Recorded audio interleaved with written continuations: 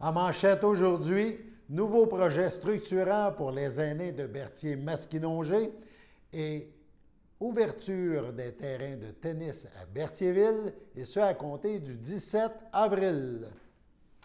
Bonjour à tous et bienvenue à votre bulletin d'information en ce 8 avril. Alain Bellumeur au pupitre qui vous souhaite un bon bulletin à nos côtés.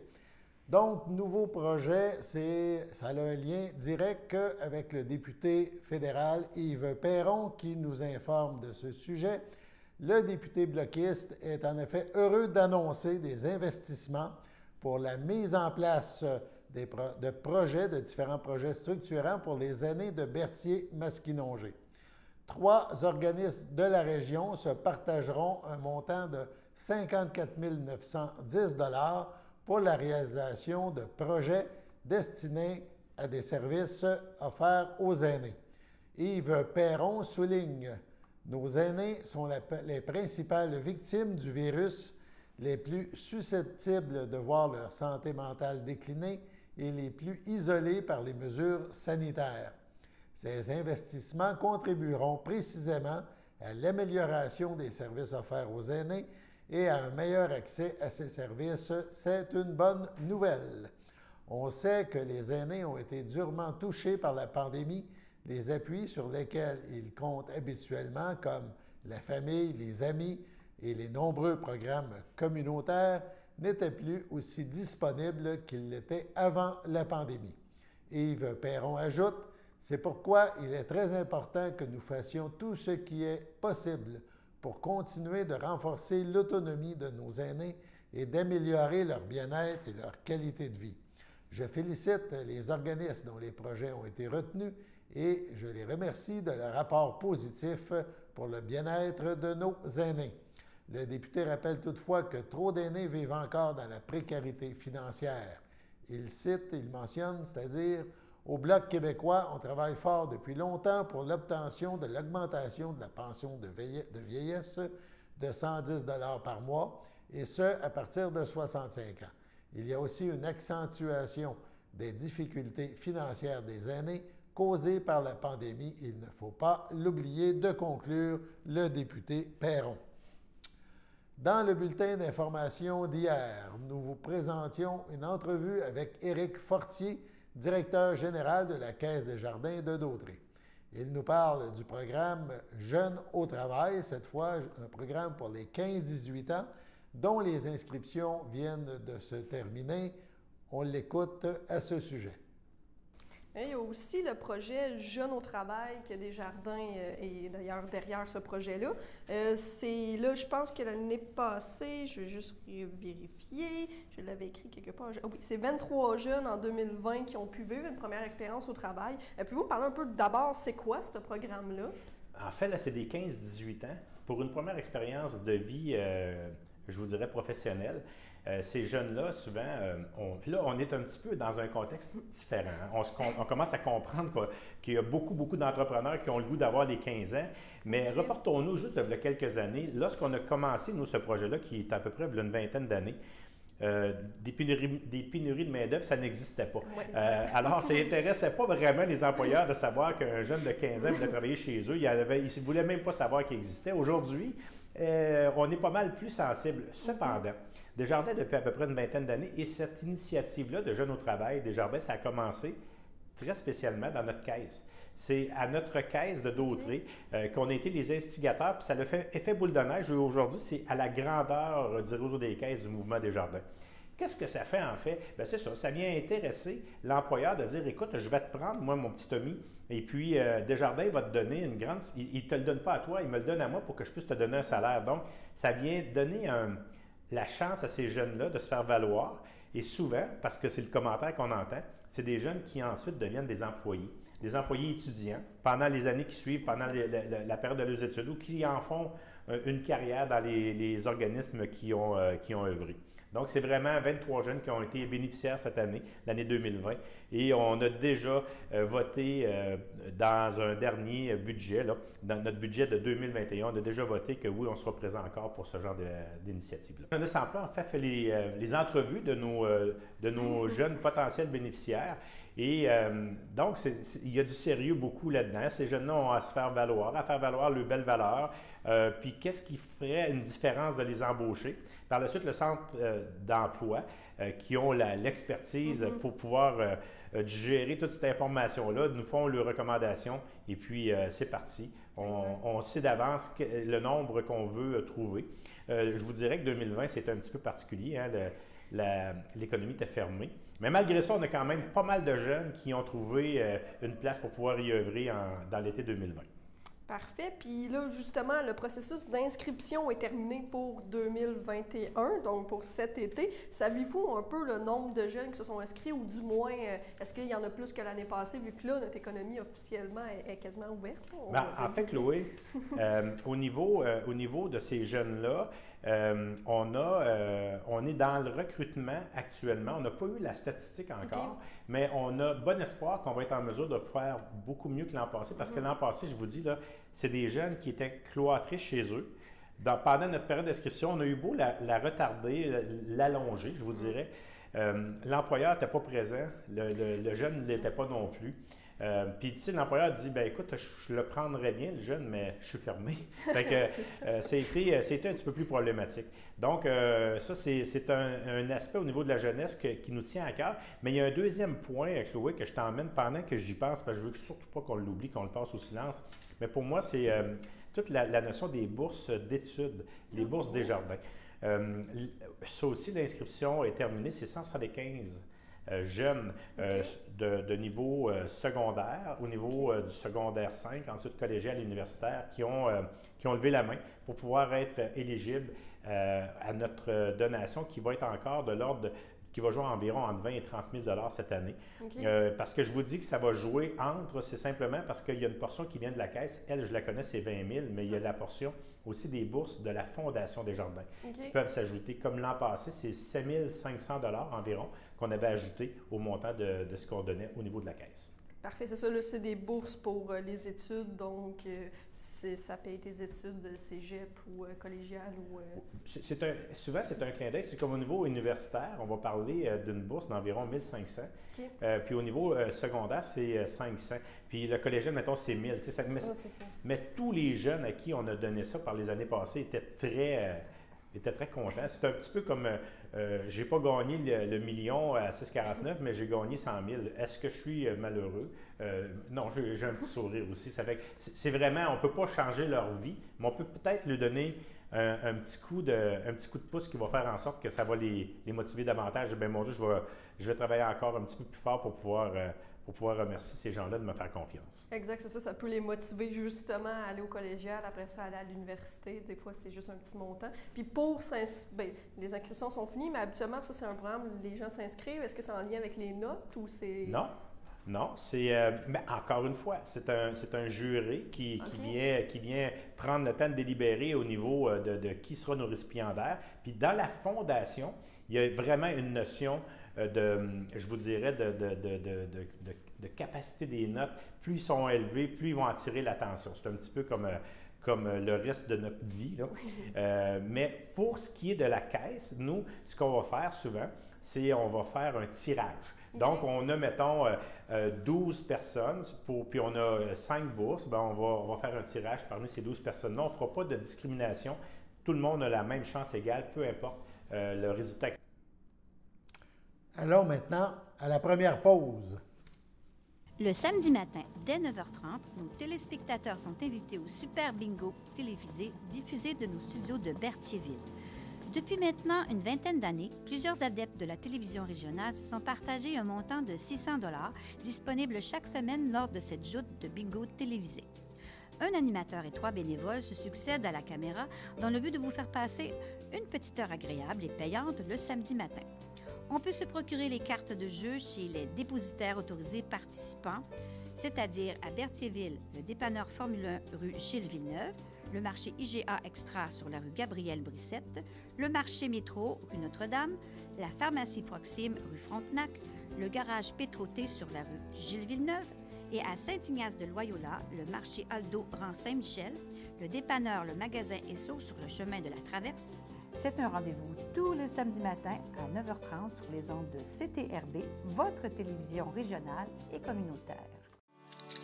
Lorsque vous utilisez les plaques porte-clés de l'Association des amputés de guerre, vous protégez vos clés et vous aidez les personnes amputées. Être amputé, c'est faire les choses un peu différemment. Grâce à votre appui, nous fournissons aux personnes amputées une aide essentielle qui leur permet de mener une vie active et épanouie. Nous leur offrons des membres artificiels, du soutien moral et nous défendons leurs intérêts. Sans vous, rien de tout cela ne serait possible. Commandez vos plaques porte-clés aujourd'hui.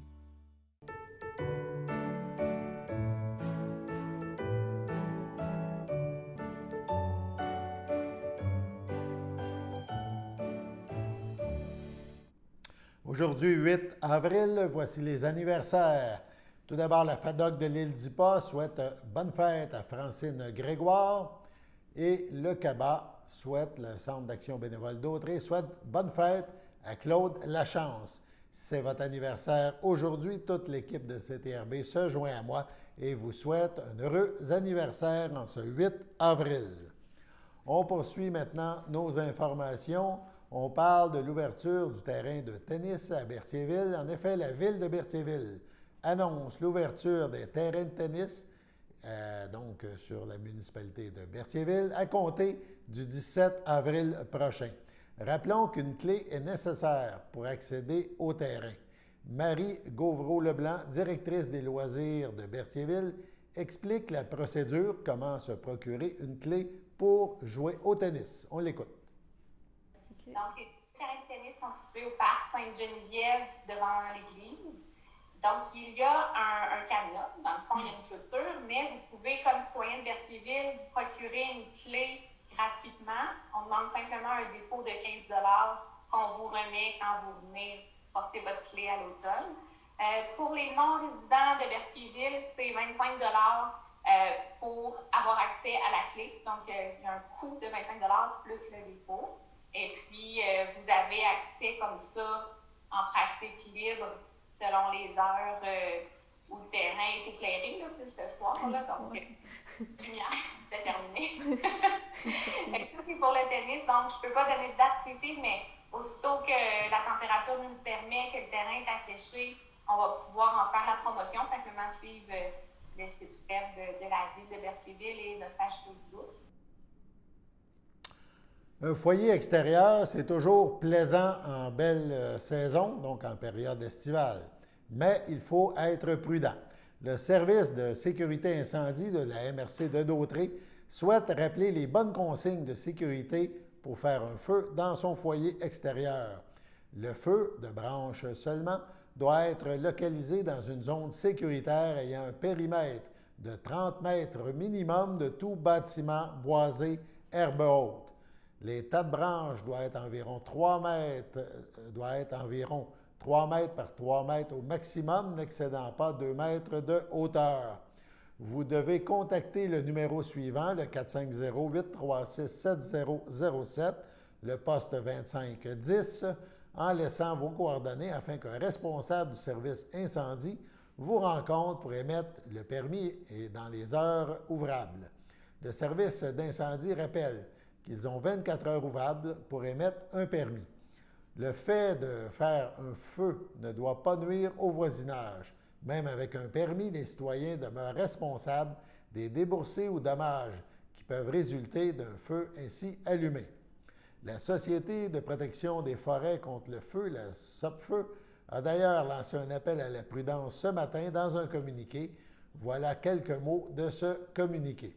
Au cours des prochains jours, un anticyclone s'installera sur le Québec en apportant plusieurs jours de soleil et de temps sec, particulièrement dans le sud-ouest de la province.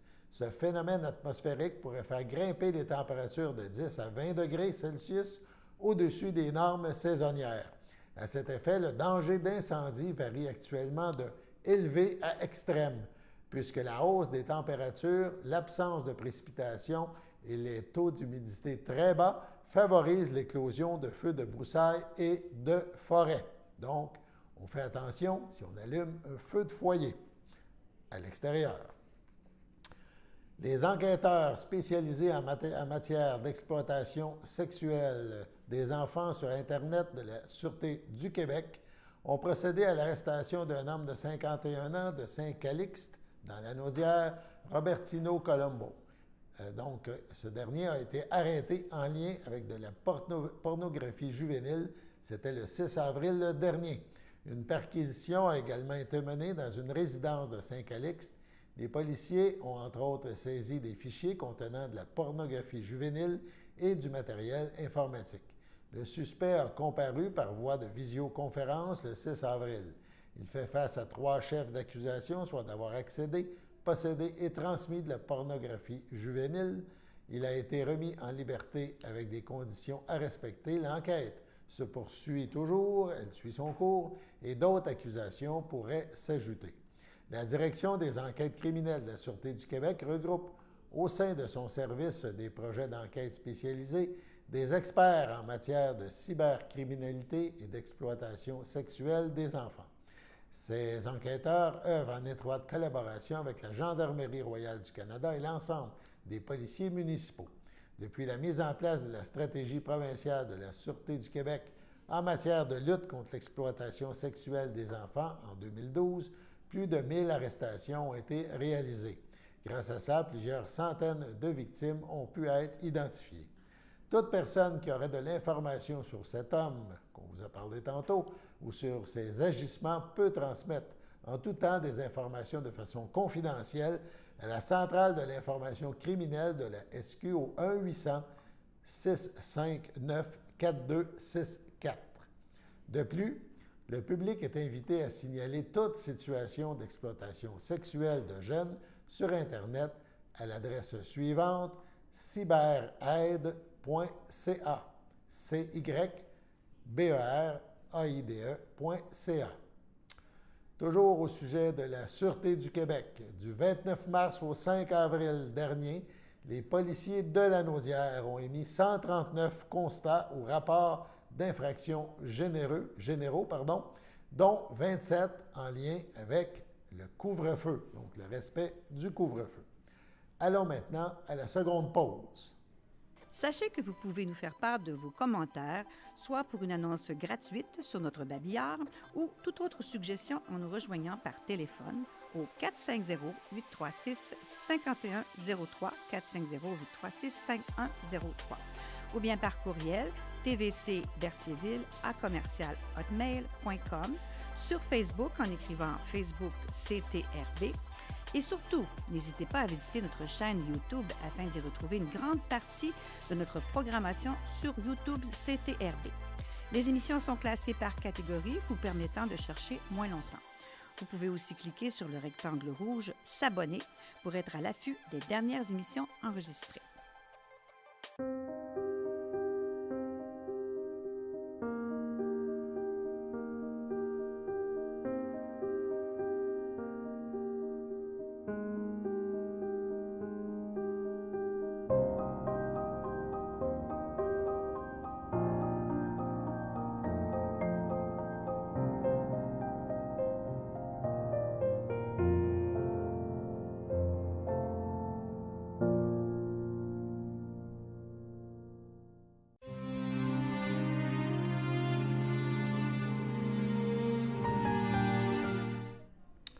Au CHUM de Montréal, le 4 avril dernier, à l'âge de 58 ans, est décédé M. Jean Bergeron, fils de Mme Denise Guertin de feu Ange-Émile Bergeron, demeurant à Montréal, mais natif de Berthierville.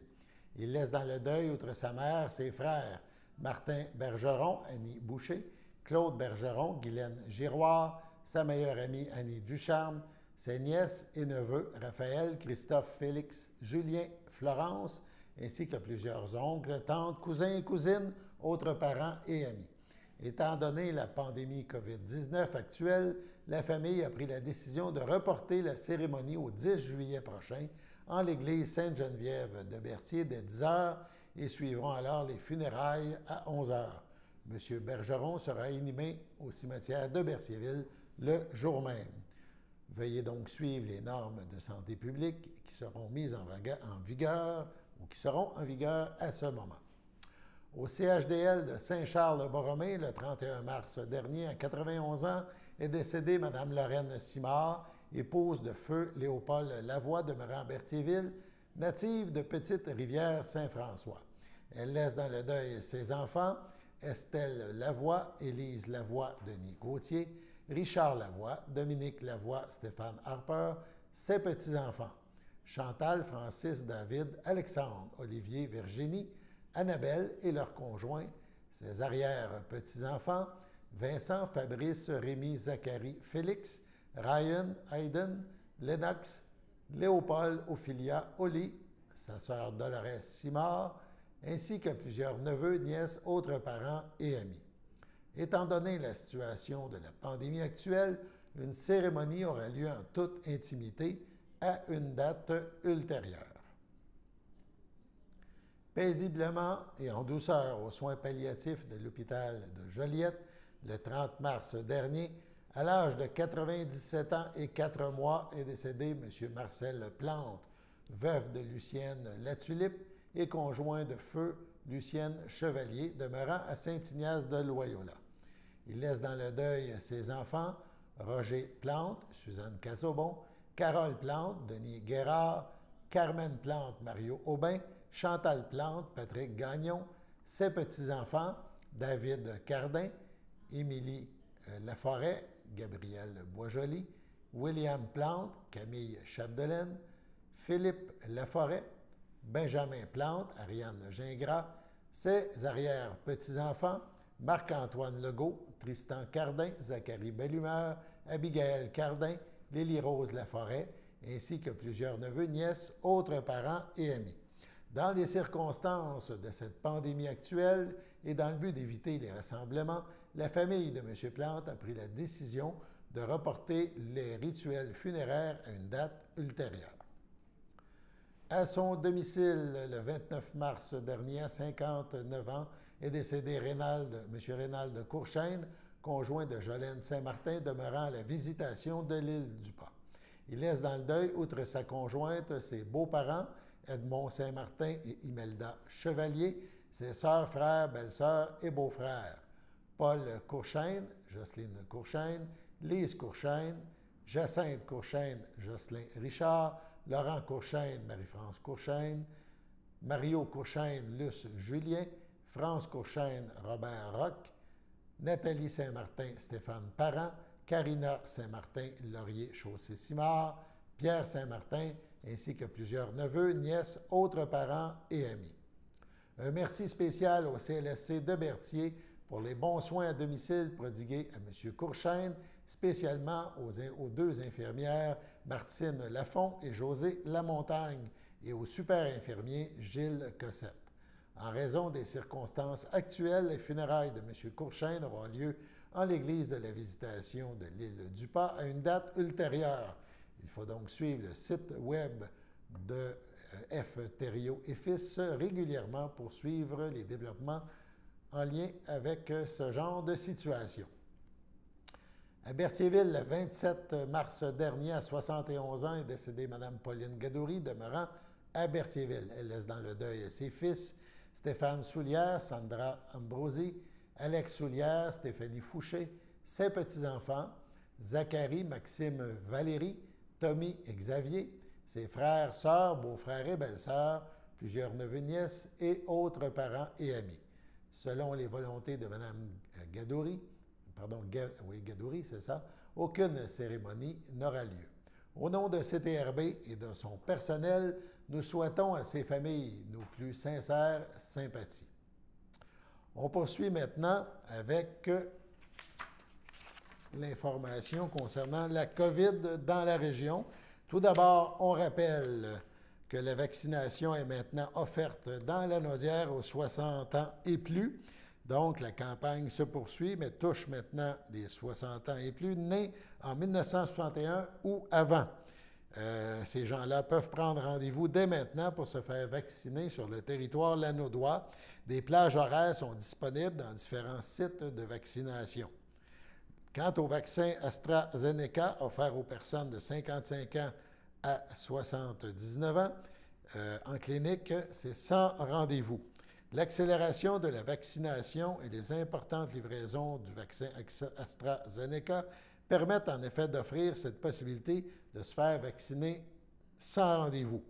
Donc, ça touche les 55 à 79 ans qui désirent sans rendez-vous se rendre. Des plages horaires sont disponibles à partir, donc on peut s'inscrire à partir de ce jeudi jusqu'à entre 8h et 20h, et les plages sans rendez-vous sont disponibles juste, on le rappelle, pour ce vaccin. Donc, si vous voulez consulter la page web québec.ca/vaccin COVID, tous les détails pour la vaccination des 55 à 79 avec AstraZeneca ou les 60 ans et plus sont disponibles. Maintenant, l'information, les chiffres dans la Naudière concernant la COVID en ce 8 avril. On parle de 386 cas actifs. C'est 19 cas de plus qu'hier. C'est quand même assez stable comparé à d'autres régions, notamment la capitale nationale, la région de Québec. Dans la Naudière, on a, en date du 8 avril, 11 hospitalisations, 8 personnes aux soins intensifs. Le nombre de décès à ce jour, depuis le début de la COVID, se chiffre à 503, c'est stable là aussi, et 21 133 personnes ont attrapé la COVID et sont rétablies à ce jour. Par MRC, Dautré affiche les plus bas chiffres, 21 cas actifs. Suit la MRC de la Matawini, 24, la MRC de Joliette, 27, la MRC de Montcalm, 35.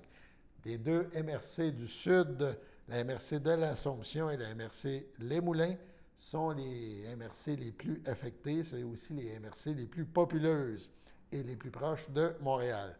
L'Assomption compte 128 cas, Les Moulins, 150 cas.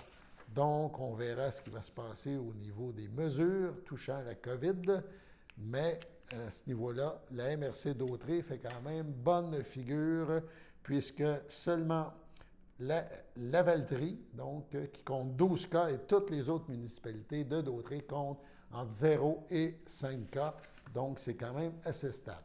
On passe maintenant à la météo.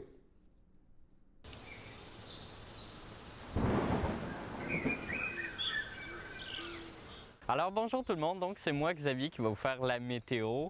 Donc je reprends cette petite tradition-là, d'habitude je la faisais l'été, je suis très heureux, ça me fait prendre l'air un peu.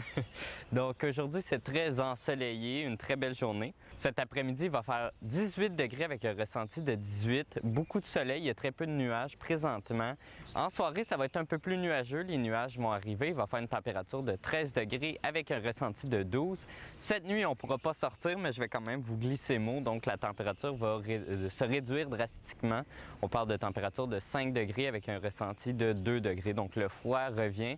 Donc profitez des grosses chaleurs pendant qu'elles sont encore là. Pour demain matin, on parle encore d'une journée ensoleillée, mais il va faire un peu plus froid le matin. Donc couvrez-vous si vous allez marcher demain matin. Il va faire une température de 7 degrés avec un ressenti de 5. Pour demain après-midi, c'est vraiment un record de chaleur jusqu'à présent. On parle d'une température de 21 degrés avec un ressenti de 22 et très ensoleillé avec peu de nuages comme aujourd'hui. On remarque une augmentation de l'humidité en soirée, donc ne vous surprenez pas si c'est plus humide. Donc c'est normal, justement, on est au printemps, donc il y a un peu plus d'humidité ces temps-ci. Aujourd'hui, c'est un peu venteux, mais demain, les vents vont être réduits. Présentement, on a des vents de 11 à 13 km/h et demain, ça va se réduire à environ 8 km/h. Donc, merci beaucoup et on se retrouve demain pour une prochaine météo. Voilà, c'était votre bulletin d'information sur les ondes de CTRB. Au plaisir de vous retrouver demain.